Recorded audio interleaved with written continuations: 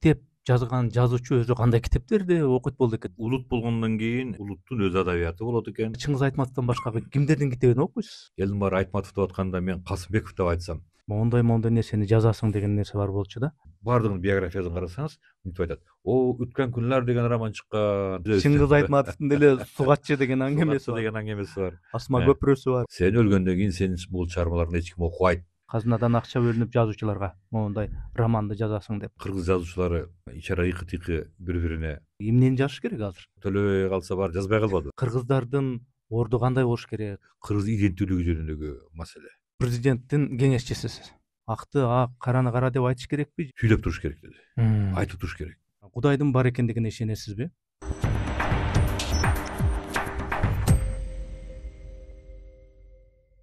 Саламатсыздарбы урматтуу көрөрмандар, каналдын катталуучулары. Кезектеги биздин ушул Маектен подкасттын мейманы Арслан Капай уулу Койчиев. Арслан Капай уулу Койчиев 1965-жылы 29-сентябрда Кыргызстандын азыркы Жалал Абад облусуна караштуу Токтогул районунда жайгашкан Кетмен төбө өрөөнүндөгү Токтогул кыштагында айылдык тарыхчы мугалимдин үй бүлөсүндө туулган. 1986-91-жылдары Арслан Капай уулу Кыргыз мамлекеттик университетинин тарых бөлүмүндө билим алып, артыкчылык диплом менен тарыхчы жана тарых менен коом таануу сабактарынын окутуучусу адестигин алган. 1991-92-жылдары ошол эле бөлүмдө тажрыйбачы изилдөөчү болуп иштеген. 1992-95-жылдары Кыргыз мамлекеттик университетинин тарых бөлүмүндө аспирантурада окуган. 1996-жылы Тынчтыкбек Чоротегиндин илимий жетекчилиги астында жазган илимий эмгегин ийгиликтүү коргоп, тарых илимдеринин кандидаты илимий наамын алган. 2002-2003-жылдары Лондон университетинин чыгыш жана Африка изилдөөлөр мектебинин укук жана социалдык илимдер бөлүмүндө эл аралык жана азыркы укуктук изилдөөлөр боюнча магистратура программасын бүтүргөн. 1991-93-жылдары Арслан Капай уулу Кыргызстан демократиялык кыймылынын активдүү мүчөсү болгон. Ал 1994-96-жылдар аралыгында Бишкектеги Азаттык үн алгысында кабарчы болуп иштеп, ошол эле учурда 1995-жылы Кут Билим гезитинде баяндамачы катары эмгектенген. 1996-2010-жылдары Лондондо жашап, BBC дүйнөлүк кызматындагы Кыргыз кызматынын продюсери болуп иштеген. 2021-жылы Кыргыз Республикасынын президентинин кеңешчиси болуп тайындалган. 2022-жылы июндан тартып бир нече айга Арслан Койчиев Кыргыз тараптан түрк тилдүү мамлекеттер уюмунун башкы катчысынын орун басары болуп иштеди.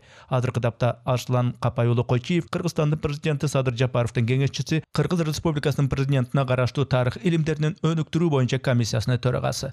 Жазуучу катары анын жазган китептери Мис Милдирик романы, Айта бар менин кебимде романы, Бакшы жана Чыңгызхан романы, Добул таштык Заратустранын аңгемеси повести. Биздин студияга кош келипсиз. Рахмат. Келип бергениңиз үчүн ыраазычылык билдирем. Жазуучу негизи чыгарма жазат.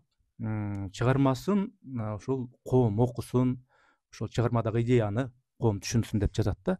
Ушул элдин, биздин коомдун китеп окууга болгон маанайын кандайча баалайсыз? Ушу китеп окуп атабы жазылган китептерди биздин коом? Биринчиден эми биз улут болгондон кийин улуттун өз адабияты болот экен. Ал орус тилиндеби, кыргыз тилиндеби, башка тилиндеби, бирок кыргыз адабияты деген бар. Адабият жашай берет. Ал эми ал кандай бийиктиктерди багындырат, кандай чыгармалар жаралат, анан кандай тенденциялар бар. Бул өзүнчө бир китеп мурдагыдай окулбай калды деп баарыбыз айтып жүрөбүз. Эми Совет заманында 10 миң деп, 20 миң деп, 40 миң деп чыккан китептер сатылып окулуп кетчү, туурабы? Анан ушунчалык бизде китеп окуу деңгээли төмөндөп кеткендиктен, мисалы могул кээ бир сыйлыктарга көрсөткөндү айтып жүрбөйлү, жок эле дегенде 1000 нускадан чыгаргылычы депчи да. Анан ушу 1000 нуска менен чектелип жүрөбүз. Кийинки авторлордун 5000 андан ашыра чыгарымдар бар.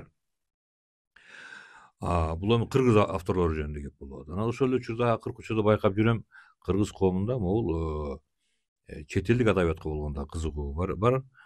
Бирок кыргызча эмес, албетте орус тилинде. Ушул орус тилиндеги чет элдик адабият, англис, француз, япон жазуучулары, Кытай жазуучуларынын ошонун ичинде кыргыз коомунда кайсы бир деңгээлдеги кызыгуу бар экен. Жазуучу китеп жазат. Бирок китеп жазган жазуучу өзү кандай китептерди окуйт болду экен? Өзүм жакшы көргөн, таасирленген авторлор бар. Кээ бирлерин бир эмес экиден окуйсуң, кээ бир жерлерине аябай таасирленесиң. Бул биринчи жагы. Экинчи жагы могул дүйнөлүк адабиятты атпайсызбы? Ошол кандай авторлор макталып атат, кандай авторлор көп окулуп атат деген суроо мени албетте кызыктырат. Анан ошолордун жазуу стили, техникасы, алар козгогон тема мен үчүн кызык. Ошолордун ичинде албетте мен ушул Орхон Памукту кээде барактап калам, ушу түшүнгөнгө аракет кылам. Салман Ружди, анын соңкусу могул Дон Кихот деген чыгармасын азыр ушу кээде кызыктуу ушул жанагы сыйкырдуу реализм деп коет эмеспи, магический реализм, ошол өңүттө жазылган чыгарма, ошону барактап калам. Корей жазуучусу мындан 2 жыл мурун Нобель сыйлыгын алды, Хан Кang, аял жазуучу. Ошону азыр англисче окуп атам, анын чыгармаларын, Greek Lessons деген. Анткени анын ар бир чыгармасы, баягы кыргыздар айтмакчы, каны жерге тамбастан туруп окулуп атат да. Дүйнөдө аябай окулуп аткан чыгармалардын бири. Андан сырткары бул Кытай жазуучулары да азыр катуу өзүнчө бир феномен катары айтылып калат да. Ушу өзүнчө могул өткөндө бир сын макала окудум. Кытайда могу Доңбей деп коет. Кытайдын түндүгүндө Манчжурияга жакын аймакты ошол учурунда өнөр жай катуу өнүккөн аймак болгон экен. Бул көмүр өнөр жайы, темир өнөр жайы, оор өнөр жайы. Анан ошол өнөр жайдын өнүгүшү элдин турмушуна, элдин менталитетине, маданиятына катуу таасир этиптир. Анан ошол реалдуулукту ошол аймактан чыккан жазуучулар жазат экен, ошо Доңбей жазуучулары деп коет. Ошолор жөнүндө бир топ окуп калам. Андан сырткары албетте Моянды дагы айтып жүрүшпөйбү, бул Кытайдан чыккан Габриэл Гарсия Маркез деп. Эми деп баа берип коюшат экен. Ошо түшүнгөнгө аракет кылып, ошонун жакында дагы бир чыгармасын алып, ошо Ташбака Бакалар деген чыгармасын алып, ушу кээде барактап коем. Анан албетте өзүбүздүн Айтматов. Анткени Айтматовдун жазуу стили бизге жакыныраак. Жакында жазылбай калган саптардын жаңырыгы деген аталышта мурда жарык көрбөгөн чыгармаларынын топтому жарык көрдү. Академия, биздин Илимдер академиясында ушу Айтматов атында институт Абдылжан Акматалиевдин жетекчилиги менен жарык көрдү. Эми ар бир барагын окусаң кээде кызык нерсе да. Ал жарым барак жазып таштап койсо дагы ошонун артында бир чоң ой бар. Аны дагы маани бар. Ошолорду окуп атам. Ошо Чыңгыз Айтматовдон тышкары башка жазуучуларыбыз бар да, кыргыз жазуучулар. Дүйнөлүк жазуучуларды айттыңыз. Өзүңүздүн баягы симпатияңыз бар, өзүңүзгө жаккан китептерди айттыңыз. Бизден башка Чыңгыз Айтматовдон башка кимдердин китебин окуйсуз? Ошо кызык да мага. Эми учурунда бала кезде аябай берилип Төлөгөн Касымбековду окудук, Сынган кылычты окудук. Ошо берилип мектеп жашында элек ал кезде. Мен Айтматовдон дагы жогору саначу элем да. Мисалы 8 классты бүтүп атканда суроо бар да. Менин сүйүктүү жазуучум же менин сүйүктүү китебим деген. Ошо ойлочумун, ушул суроо келип калса, элдин баарын таң калтырып, элдин баары Айтматов деп атканда мен Касымбеков деп айтсам, же болбосо сенин сүйүктүү китебиң кайсы дегенде ошо суроо келип калса, элдин баарын таң калтырып, бул Сынган кылыч деп айтсам деп кыялданчумун. Бирок албетте ошол экзамендерде андай суроо келген жок. Касымбековду жогору баалап жүрдүк. Бул биринчиден. Андан кийин Кубатбек Дүйсүбалиев, Кубатбек Дүйсүбалиевдин чыгармалары дагы өтө мыкты чыгармалар, өзгөчө аңгемелер, күн автопортретин тартып өтө элек, өзгөчө Муздак дубалдар, аңгемелери. Толубай Сынчы деген ат менен жарык көргөн бир аңгемелер бар эле, бала кезде окудук. Кээде ойлоп калам, ушул эгерде кыргыз жазуучулары, кыргыз интеллектуалдары бири-бирине ири шакак болуп иштегенде, мүмкүн Кубатбек Дүйсүбалиевди дагы эл аралык коомчулукта, эл аралык дүйнөлүк адабиятта таанылган бир жазуучуга айлантып коюуга шартыбыз бар болчу. Мисалы бир эле мисал, кээ бир чыгармаларын коркпо деп чет өлкөгө чыгарып самизат менен. Мына ошол чыгармалар азыр кайра жаңыра заманда келип атпай карасак, айнан айын көрсө Совет заманында деле орустун жазуучулары мыкты чыгармаларды жараткан турбайбы деп атабыз. Кубатбек Дүйсүбалиевди басынтпай, распитүрдө болуптур деп коюп эми орустун Кремлдин көзүнчө, бирок шыкактаганда бул дагы ушул жанагы Орлам Шаламов сыяктуу бир топ жазуучулар бар, ошолордун деңгээлиндеги мыкты чыгармаларды жазмак беле деп ойлоп коем да. Мисалы өзү жана айтып атпайбы, Муздак дубалдарды жазганда канча бир жылдар колдо эч ким окубай коюп эле көрүнгөндүн китеп текчесине жатты.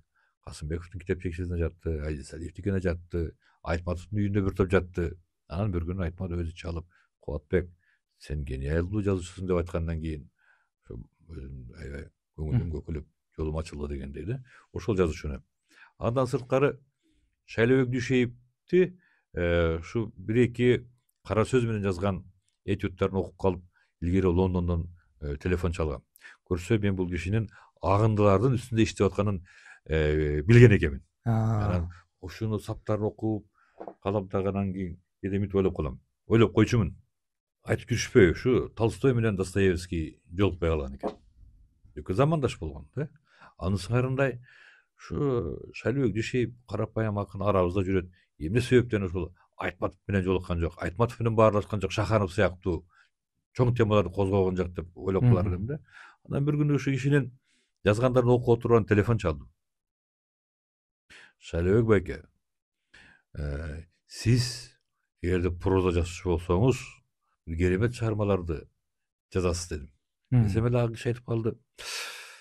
Укактанып калды. Көрсө баягы купуя кылып айтпай аткан экен. Ой бар эле деп койду. Көрсө жазып жүргөн экен. Көрсө жазып жүрүптүр. Анан көршөндөн көп өтпөй эле карасам эле агындылар чыга баштады. Анан ошондон кийин. Агындылар бул өзүнчө бир жанр, кызыктай жанагы да жанр бар адабиятта.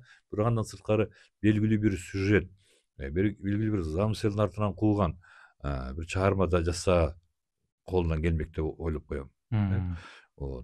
Анан сырткары жакында эстеп кеттим. Бала кезде бул Мурзагапаровдун чыгармаларын окуп жүргөнүк. Ошолорду да бир кайра барактап коюшум керек экен деп көп кызыктуу чыгармалар бар да. Түгелбай Сыдыкбековдун чыгармалары. Эмне себептен дебейсиңби? Кээ бирлер Сыдыкбековдун чыгармалары оор, анан тиги бу дейт экен. Бирок мен Сыдыкбековдун 1930-жылдар жазган кээ бир аңгемелерин, чыгармаларын барактайм. Эмне себептен? Бул себеби кыргыз адабияты жаңыдан түптөлүп келаткан. Кыргыз текст түзүү өнөрүн жаңыдан өздөштүрүп аткан заман болчу. Анан кечээ эле ооз-эки адабиятта жүрө калып, анан дароо эле ушундай көркөм чыгарма жаратабыз, повесть жазабыз, роман жазабыз деп талпынган кишилердин кудурети, ошол учурда фантазиясы мени кызыктырат да. Албетте ал өзүңүз айткандай соцреализм. Жол жана Алтоодон Алтоо, лыжа теп Москваны көзсөй баратышат.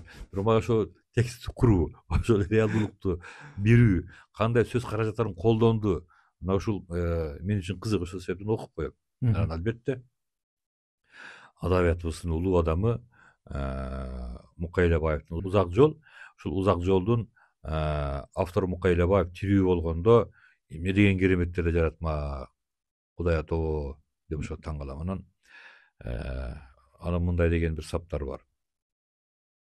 Мен ушул көргөндөрүмдү жазмайынча өлбөймүн.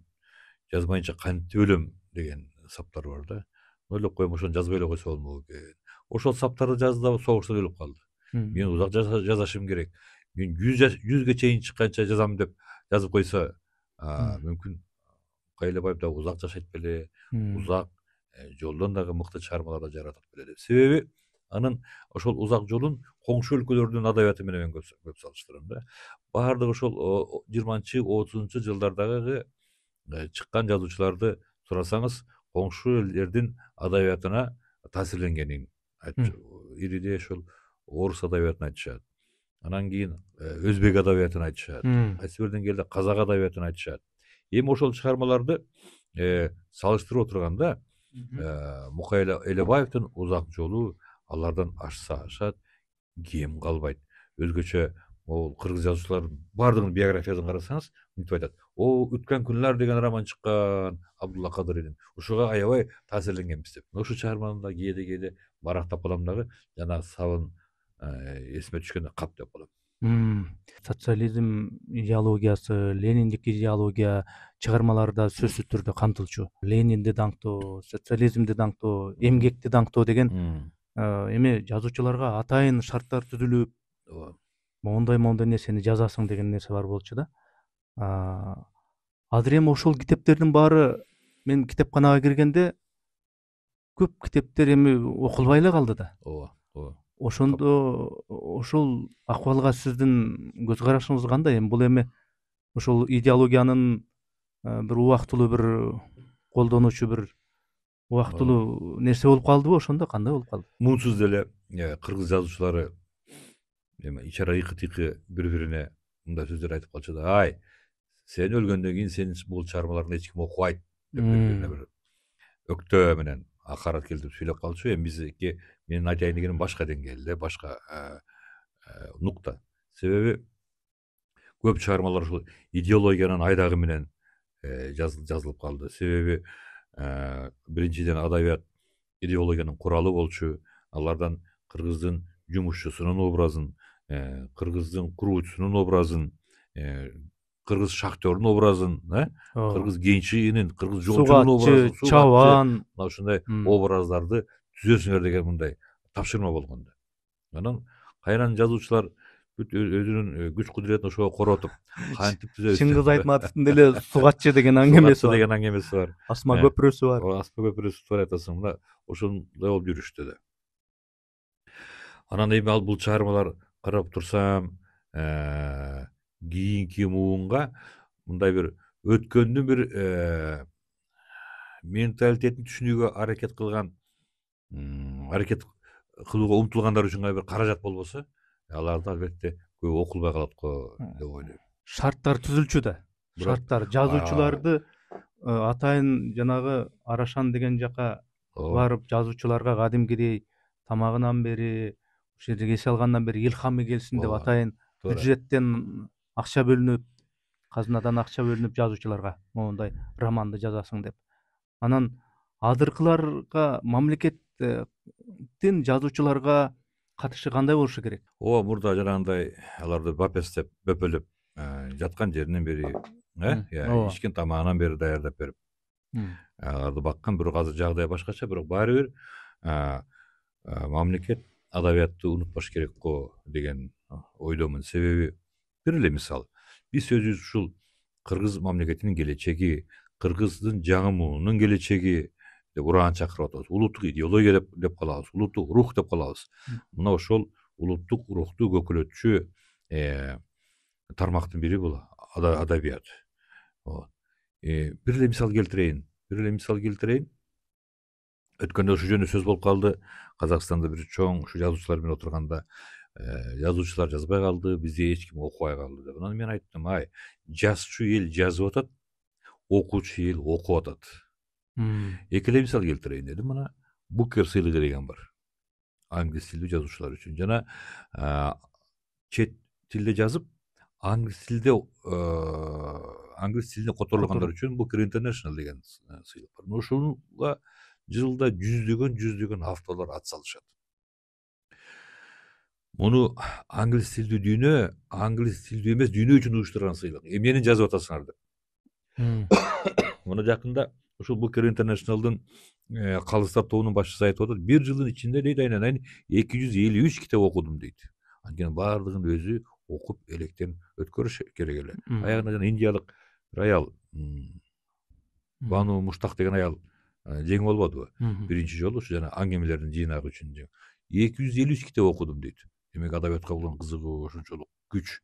Анын баардыгын жыл бою мониторинг жасап турушту. Биринчи жолу жазып атабы же экинчи эле жолу жазып атабы деп ошонун баардыгын мониторинг кылып турушту. Бир мисал. Экинчи мисал, мына азыр дүйнөдө мен ушуну көп кайталайм, дагы бир жолу кайталап коеюн. Биз дүйнөлүк тынчтыкка, бейпилдикке коркунуч туудурган заманда гана эмес. Биз Корей Ренессансынын заманында да жашап атабыз. Бул чоң бир феномен болду. Ошонун бир көрүнүшү албетте Корея адабияты. Мына Чү дегенде алардын бир өкүлү Нобель сыйлыгын албады мындан 2 жыл мурун. Ал эми жылына ошол Корей адабиятынын бир 20 чактуу үлгүсү Европа тилдерине которулуп турат. Эмне себептен? Себеби бул Корей адабияты деген бир ушунча бир феномен болду. Алар эмнени жазып атат, кантип жазып атат, кайсы теманы козгоп атат. Дүйнө үчүн кызыктуу болуп атат. Ушул койчулар отуруп алып, бир рухий деп коелучу, рухий маданий бир кайра жаралууга түрткү болгон экен. Ошо менен жалпы маданият, кино тартуу, ыр, сүрөт, драма жазуу, проза жазуу баардыгы өнүгүп кетти. Ошо түрткү болду каким-то образом. Анын мыкты үлгүлөрү мына өзүм айткандай, жана айткандай, жылына 20-30 которулуп атат. Корейден сурабай эле. Демек бизде жагдай башка. Бизде жагдай башка болуп турат. Ушуну мен такай айтып жүрөм, могул өзгөчө улут теми уңгу жол деген бир доктрина кабыл албадыкпы? Ошол жерде биздин урааныбыз дүйнөлүк бийиктик деп атпайбызбы? Демек дүйнөлүк бийиктик болгондон кийин эле дүйнөлүк бийиктикке умтулалы. Келгиле ошондой сабаттуу бололу, дүйнөнү андайлы, ошол жана андай сынактарда биздин китептерди окугудай болсун. Биздин китептерди окугандай болсун, биздин сүрөттөрдү көргөндөй болсун, биздин ырчыларды уккандай болушсун, биздин кинолорду чакыргандай болсун, биздин киночуларга кино өнөрүнө дагы кызыгуу болсун. Ошондой жагдай жаратпайлыбы деп мен такай айтып атам. Эми аны ким кандай кабыл алып алат билбейм. Бул жерде мына ушул коомдук ушул тренд жаралса деген ойдомун да. Сиз азыр сөзүңүздүн арасында айтып кеттиңиз, эмнени жазыш керек деген сөздүчү. Ошол эле суроону бергим келет да. Эмнени жазыш керек азыр? Бул кызык суроо, себеби илгери биздин жазуучулар жазып жүрө эле өзүңүз айткандай. Ооба. Көргүчтөтүп гонорар алып жүрө эле, анан кийин гонорар төлөбөй калса баары жазбай калбадыбы? Ооба. Салижан Жигитовдун бир мындай айткан сөзү бар, такыр эле эсимен кетпейт. Мына биздин жазуучулар жазбай да калышты, башка жака өтүп кетишти баардыгы, саясатка кызыгып кетишти, бизнеске кызыгып кетишти. А биздин коомдо Шекспирдин калемине таандык, Шекспирдей кишилерди ойлончу темалар болуп атпайбы деп бир айтканы эсимде да. Ошол сөздү мындай чечмелей турган болсок, мен үчүн мисалы кыргыздын тагдыры. Мен үчүн кыргыздын тагдыры.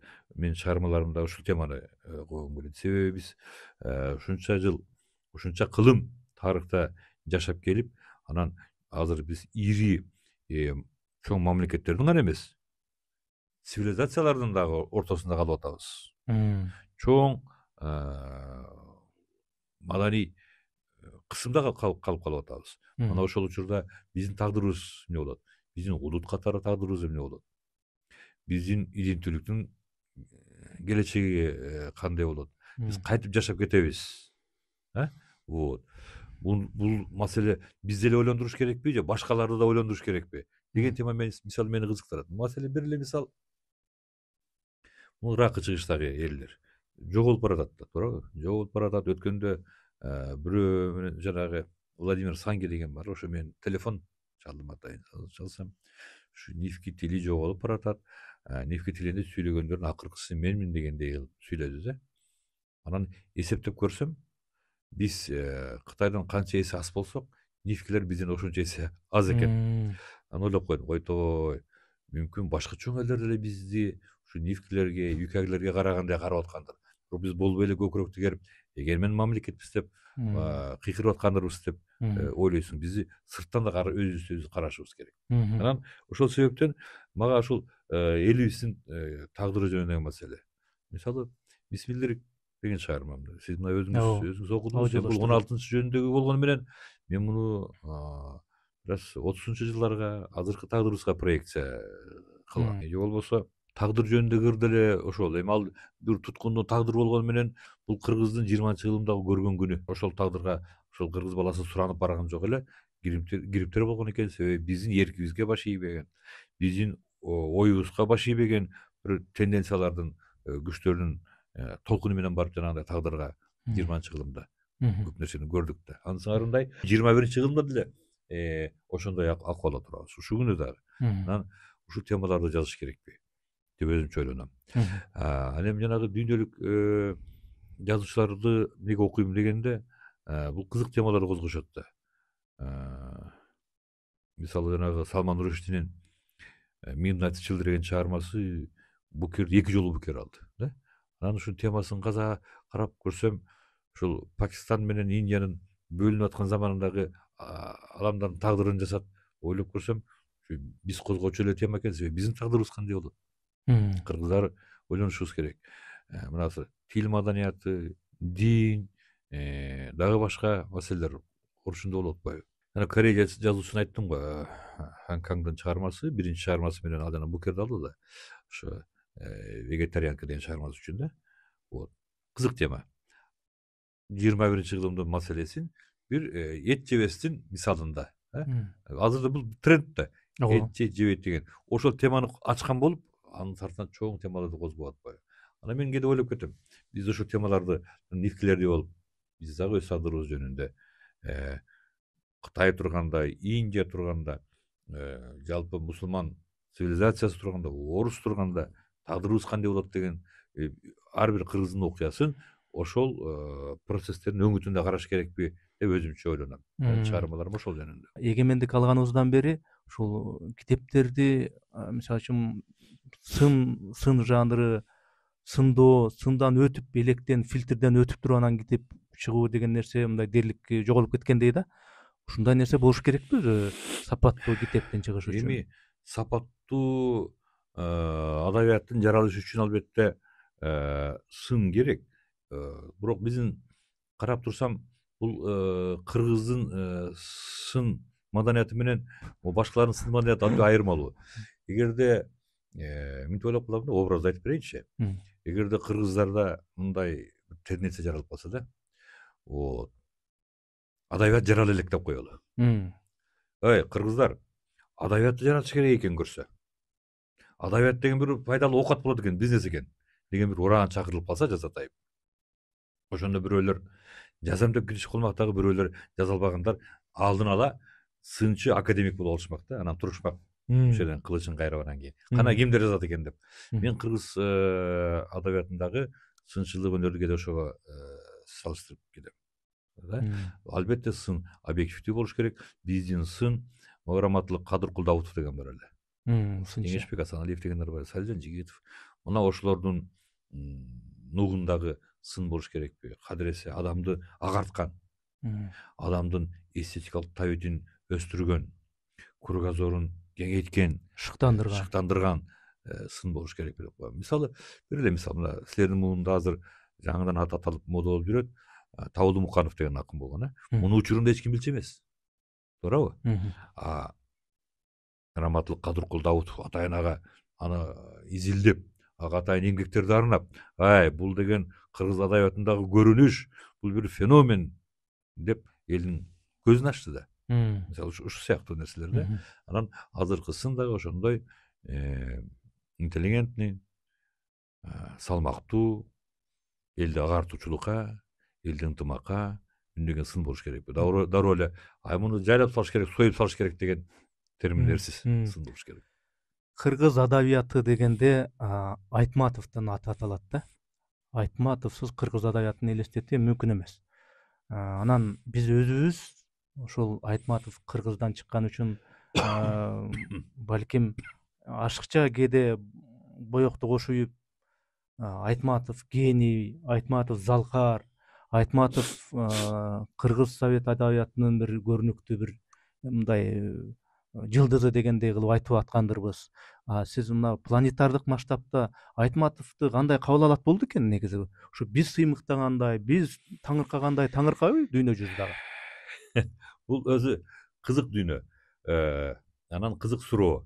Себеби мына биз дагы ошол Айтматовго сыйынып чоңойдук. Ооба. Айтматов менен жолуккан учурларымдын ар бир менин эсимде, мына азыр дагы Айтматовдун төшбөлүгүн тагып жүрөм. Вот. Анан ушул Европага чыкканда эле мен көрүнгөн китеп дүкөндөн кээде ушул көзүм тешилгенче Айтматовдун китептерин эле издей берчүм. Себеби мен ойлоп турмун, бизде Айтматовду кандай кадырласак, Европада ошентип Айтматовду кадырлап атат деп ойлоп турбуз.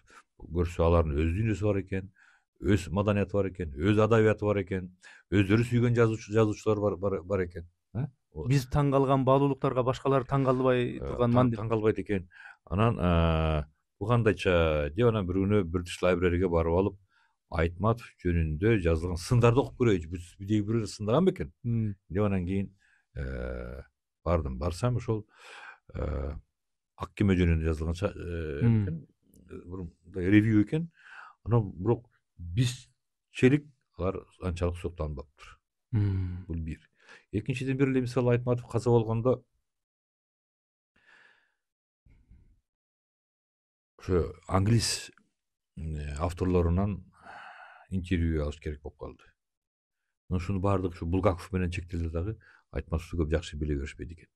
Бул Айтматовдун күнөөсү эмес, бул биздин күнөөбүз. Себеби Айтматовду дагы да болсо биз жеткилең пропаганда кылбаптырбыз деп ойлоп калам. Албетте Айтматовду мен улуу жазуучу деп эсептейм. Көп жазуучуларга салыштырам. Ушул Орхон Памукка салыштырам, Салман Руштиге салыштырам, Маркезге салыштырам, Моянга да салыштырып көрөм. Эми Айтматов албетте керемет жазуучу. Муну моюнга алыш керек. Керемет жазуучу, бирок биз канчалык аны мактаганыбыз менен Айтматовду дурустап пропаганда кылбай калыптырбыз. Кече эле бир ошол Кытайдын бир мыкты интеллектуалдык адамдар менен жолугуп отурам, ушул значокту сурап калышты. Бул ким деди. Ким деп ойлойсуң десем, Манаспы дейт. Жок, бул Манас эмес.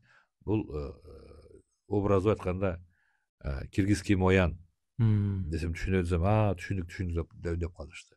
Анан биз Кытай мамлекетине дагы Айтматов урматтоо күчтүү деген менен жеткире алып атабыз. Бирок Айтматов кээ бир өлкөлөрдө өтө популярдуу болгон, өзгөчө Германияда деп айтып калышат. Германияда, немис тилдүү дүйнөдө, аябай турк тилдүү дүйнөдө, Турцияда аябай популярдуу. Бирок англис тилдүү дүйнөгө, Япон, Кытайларга биз жеткире албай калыптырбыз.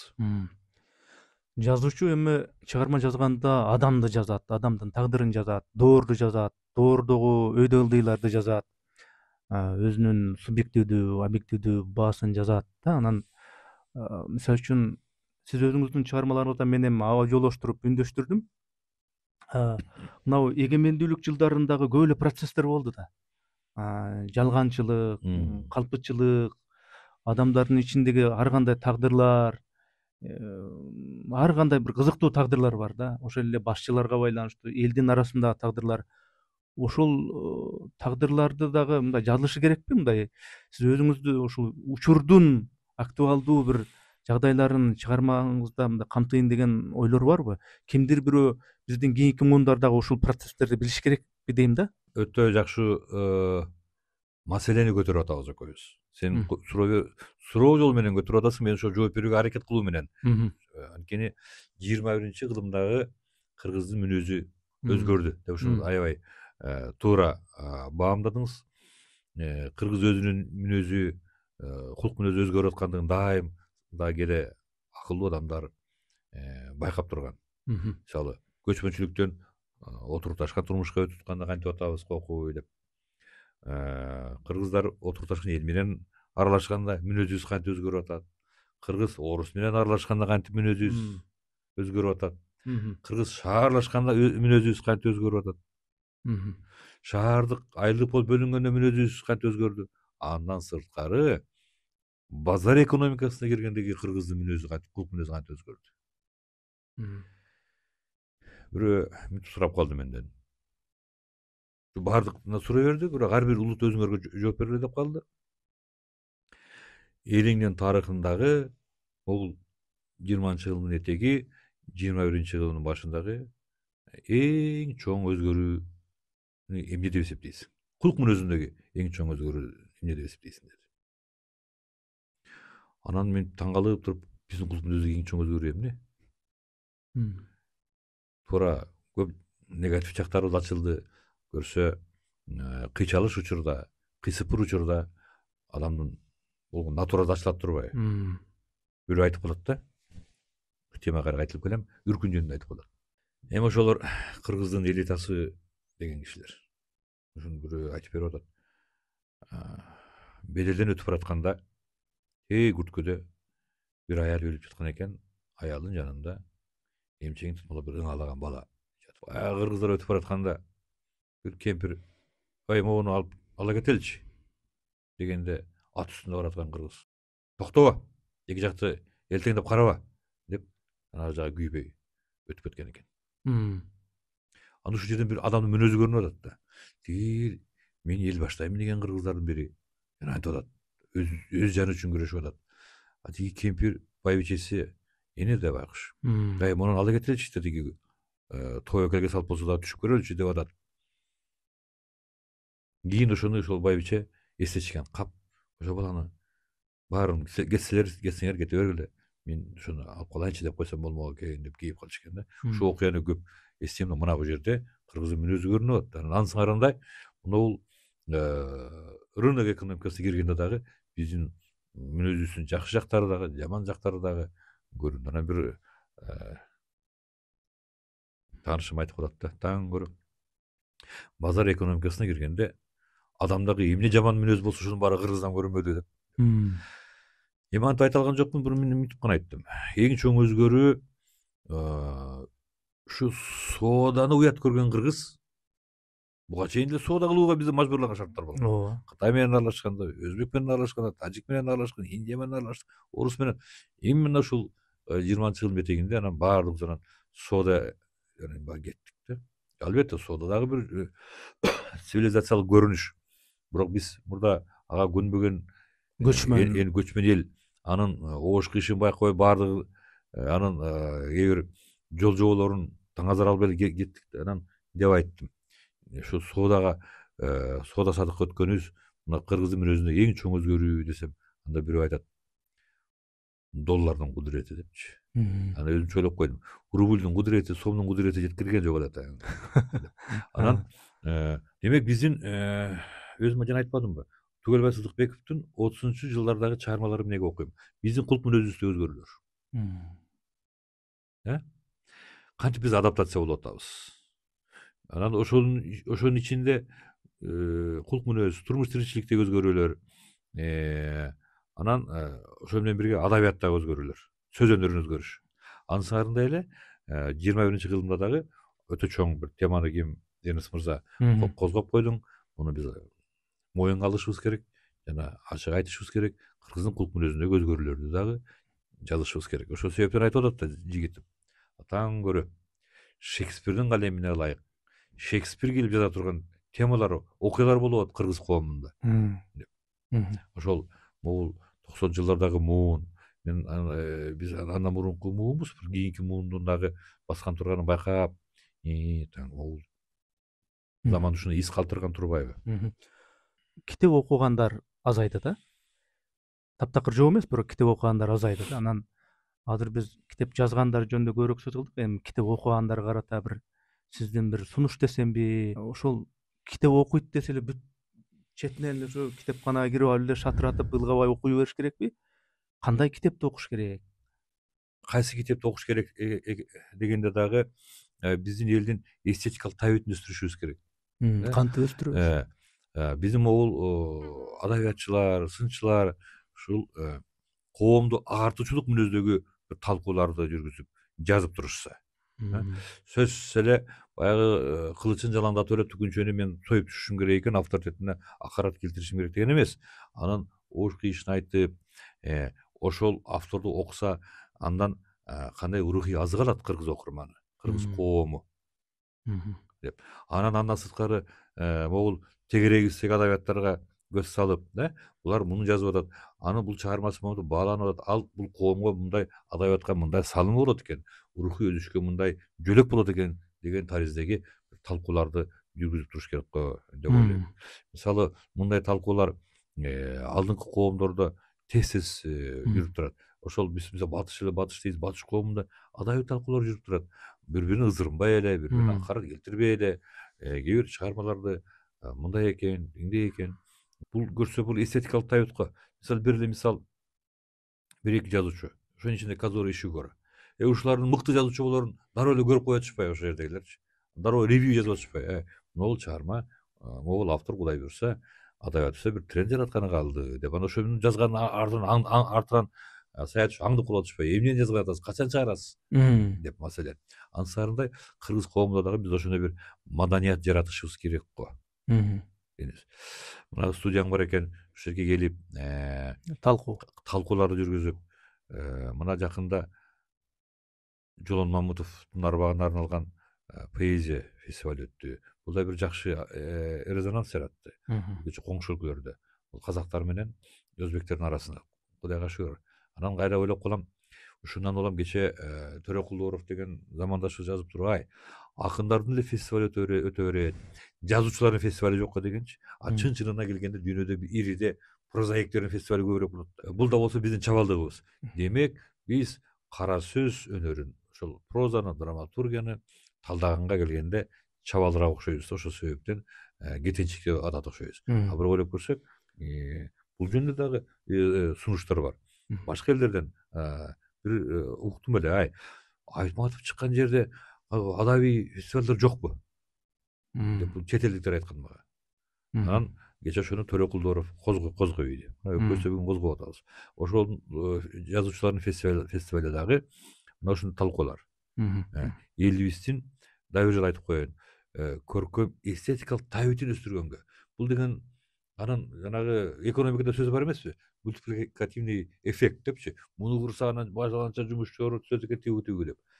Биз жазуучулардын мындай шеринесин өткөрүп турсак, жалпы коомго таасири, жалпы биздин жүрүм турумга таасири, жалпы маданиятыбызга таасири артып атпайбы? Чыгарма жазган жазуучусуз. Ошол эле учурда мына BBC'де иштедиңиз 15 жылдан ашуун. Анан окуяларды, саясий кырдаалды, доордун өйдөлдүй процесстерин жазуучу катары эмес, чыгармачыл адам катары эмес, мындай журналист катары дагы, саясий өңүттөн дагы мындай карай билесиз, талдай билесиз деп ойлойм. Анан кийин ушундай глобалдык бир жанагы цивилизациялардын жанагы атаандашуусунда, ошол тогошуусунда, ушундай идеологиялардын атаандашуусунда кыргыздардын орду кандай болуш керек?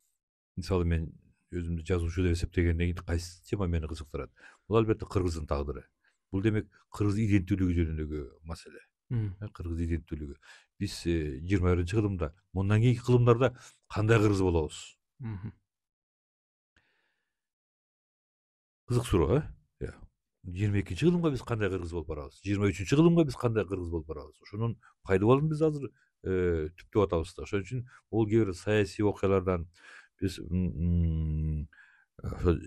жыйынтык чыгарып жакшы сөз болуп атат. Жалаң эле ушул саясий өңүттөн гана эмес, ушул көркөм дүйнөдө, кинодо, сүрөт өнөрүндө, ошон үчүн адабиятта өз деңгээлине чагылдырылыш керек. Мисалы, мындай деген сөз бар да. Джеймс Джойстун Улисс деген чыгармасы жөнүндө автор өзү айткан турбайбы? Эгерде Жазатайып Дублин жер бетинен жоголуп кетсе, менин чыгармам аркылуу Дублинди кайра калыбына келтирип койсо болот дегендей. Анысыкарындай 22-кылымдын кыргызы, 23-кылымдын кыргызы биздин иденттүүлүгүбүз кандай болот? Бизге кайсы жолду салды дегенде, жана биздин 21-кылымдын авторлорун, 21-кылымда жашап өткөн жазуучуларды, сүрөтчүлөрдү, киночуларды, акындарды, драматургдарды окушунан азыктаныш керек. Биз ошого умтулушубуз керек. Негизи ошого карата реалдуу бир кадамдар болуп атат деп ойлойсузбу өзүңүз? Жазуучулар союзуна Каныбек Иманалиев келди. Ушул албетте ал кыргыз деген жигит, кыргыз ураанын чакырсам деген жигит. Бирок мындай да, илгери кыргыздын бир акыны бар эле атайын көрүп. Ак калпакты кийген менен, беш бармакты жеген менен элиң үчүн бир иш кылбай кыргызмын деп мактанма депчи. Мына муну чечмелей келгенде биз жалаң эле кыргыз дей бербей, анын мазмунун толтурушубуз керек болуп атпайбы? Ага бир маани беришибиз керек болуп атпайбы? Ал маани эмне менен жаралат? Андай мыкты деңгээлдеги чыгармалар. Ошол себептен мына айттыңыз, ооба мен журналист болуп жүрдүм, бирок кээ бир окуяларга мен ушу журналисттин гана көзү менен эмес, ошол окуялар кеңирээк контекстке койгонго аракет кылдым. Жана алардын айрымдары чыгармаларымда чагылдырылуу болуш керек. Мисалы, Добулташтык Заратустранын аңгемеси деген чыгармада каарман бул журналист, демократия, иллюстрация деп кыйкырып жүргөн журналист. Ал андагы кээ бир окуялар турмушта болгон окуялар. Ошол себептен жазуучулар ушундай деп түшүнүп калдым, блогерлерден, журналисттерден артта калбай активдүү болуш керек экен. Президенттин кеңешчисисиз. Президенттин кеңешчиси жазуучу. Жазуучу президентке эмне деп кеңеш айтат болду экен? Ал кеңешти угуп атканын, ушул кеңешиңизди колдонуп атканын өзүңүз сезесизби? Ооба, кээ бир маселелер боюнча президентке айтып калам, ушуну кылсак болот эле, тиги маселени мынтип койсок болот эле деп калам, сезем. Мисалы, ошол менин оюмда бул жаш таланттарга көбүрөөк көңүл бурулса деген ойдомун. Мисалы, айтпадыңызбы жана Совет заманында деп камкордук. Ал камкордук жөн эле жазуучуларга гана эмес, ал камкордук киночуларга да бар болчу. Ал камкордук сүрөтчүлөргө да бар болчу. Ал камкордук опера театрына дагы балеттеги бийчилерге дагы бар болчу. Ошол камкордуктун арасынан Миңжилкыевдей, Токтоналиевдей генийлер чыкты да. Анан ушундай заманда ушу жаштарды козгоп, аны коргоп коюш керекпи деп ойлойм. Мисалы ошол 70-80 жылдардагы колдоого алынган сүрөтчүлөр учурунда жалпы Совет одагына, Советтер Союзуна атуу кылган сүрөтчүлөр болду да.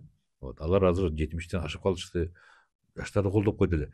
Анан ойлоп коем, азыр дагы жаштарды колдош керекпи деп, мисалы 1-2 сунуш бердим.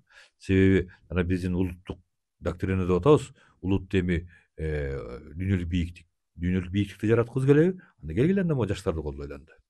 Ошолордун арасында аттарын айтпай турайын, 1-2 жаш таланттар бар, аябай чыгаан жаштар экен. Айттым, Садыр ушуларды колдоп коелу. Алардын өздөрүнө да айттым, мүмкүн дедим. Кыргыз маданиятында ренессанс боло турган болсо, ушу силердин атыңар аркылуу болушу мүмкүн. Жана жаштар аркылуу болушу мүмкүн. Ошол сүрөттө, анан кийин театрда иштеп жүргөн мыкты жаштарыбыз бар да. Колдой элесем, мисалы президент колдоп атат, Кудай буйрса. Өлкөдө мындай илимпоздор бар, жазуучулар бар, мындай интеллигенция бар, көрүнүктүү бир белдүү адамдар бар. Сөз айтса элдин баары карай турган адамдар бар да. Ошондой адамдар өлкөнүн тагдыры чечилер учурларда, олку солку учурларда акты ак, караны кара деп айтыш керекпи же өзүнүн ишин тың аткарып, өзүнүн жасап аткан ишин аткара бериш керекпи? Муну эмне үчүн айтып атам? Мисалы үчүн Орусияны ала турган болсок, жана Украина Орусия маселесинде мисалы үчүн ошол эле жанагы ырчы Макаревич өзүнүн позициясы менен кетти да. Грузияда Вахтанг Кикабидзе жана Саакашвили боюнча өзүнүн актерлугуна кыла бербей өзүнүн үнүн айтты дегенде, ошондой учурларда кандай болуш керек? Чыгармачыл адам, белдүү адамдар, интеллигенция, академиктер ошого ушу суроого кандай жооп берет? Жакшы суроо, себеби коомго атуу кылган адамдар биринчиден коомдун өнүгүү багытын, улуттук ан сезимдин өөрчүү багытын, андан сырткары коомдогу консенсусту аныктап турган күч болуш керек. Өтө жакшы суроо, жана өтө жакшы маселе деп айтайынчы. Себеби ушул маселени атын айтып эле коеюн, улуу адам дагы бир айтты эле. Улуу адам айтты эле, бул улуттук проект болуш керек болсо деп калды. Эмнеге деп айттым. Улуу адам, көрүнүктүү адам, эмнеге деп десем айтып калды. Моундай шартта, кыргыз коому азыркы жашап аткан азыркы шартта ошол акылмандардын, көрөгөчтөрдүн, көсөмдөрдүн деп коелучу, сөзү өткөн, тили өткөн, угулган адамдар ушу күч болуп биригип сүйлөп туруш керек деди. Айтып туруш керек. Бизде ошол катмар жукарып баратат. Ошол катмар жок эмес, бирок бар. Бар. Ошол катмар жукарып баратат. Биз ушул катмарды калыптандырышыбыз керек, чыңдашыбыз керек. Жана аны чыңдоо идеясы бул улуттук проект болуш керек деп айткан эсимде да. Алардан жашсың биртө, менден да жашсың. Сен ошол идеяны азыр айтып атасың. Демек, коомдо ал адамдар албетте өзүнүн калыс сөзүн айтып туруш керек. Түз суроо. Украина Орусия маселесинде пикириңиз кандай? Бул шахмат сыяктуу көрүнүш го бул жерде. Анткени мындай караганда мен эки жагын тең аяйм. Эки жагы тең бир чоң оюндун бир кызыкчылыктардын курмандыгы болот. Бир атадан тараган эл, тамыры бир мамлекеттен тараган эл. Анан ошол бир чоң оюндун дүйнөлүк деңгээлдеги бир геополитик оюндун курмандыгы болуп калгандыгы албетте өтө аянычтуу. Сиз эмне тууралуу кыялданасыз? Эңсеген кыялыңыз кандай? Кыялым ушул мыкты бир чыгарма жазсам деп кыялданам. Ошол чыгарманы окуган адам бир селт этип чиркиндикке, катуу бир ойго батып калса, ошондой деңгээлде чыгарма жазсам деп кыялданам. Арманыңыз, өкүтүңүз ушундай болсо болмок да деген бир ички эми адамда арман болот го эми баары бир. Мындай жеке жашоосуна ойлойм. Эми жеке жашоону көп учурунда айта бербейсиң публикага, бирок ошентсе дагы арман, өкүт. Мен андай деле чоң жеке арманымды айтпай эле коеюн, бирок ойлоп калам, могу эгемендүүлүк жылдарынан кийин ушу элибиздин кыйналып калганы мени бир аз өкүндүрөт. Анан кечээ ойлоп калдым. Мен деле бир топ акылдуу болгон экенмин деп. Себеби 93-94-жылы бир көрүнүктүү адам. Эми Кыргыздын номер 1 адамдардын бири деп канча аксакал адам сурап калды. Жөн эле сүйлөшүп отуруп, кандай дейсиң бул коомдо? Кандай болуп атат деп сурап калды. Анан ошондо мен жашмын эми, ошондо 30га чыга элекмин да, 26-27 болсом керек. Айттым, ушундай бир кызык моментте жашап атабыз дагы, ошо кызык учурду элдин энергиясын коротуп атабыз дедим. Деп калды. Кандайча деп калды. Айттым, элибиз эгемендүүлүк деген эйфорияга калып, тазаланып, арууланып өзүнчө. Анан башчы эмне деп айтса, ошончо миллиондогон кыргыз колун көтөрүп уралып артынан чуркаган атпайбы? Бул биздин элдин ыркын ынтымагын кетирип атабыз да десе ойлонуп калды эле. Мен деле ошо айтып коюп турмун. Кече отуруп ошону эстедим. Ой, жаш болсом да ошону айтып калганмын кара деп да.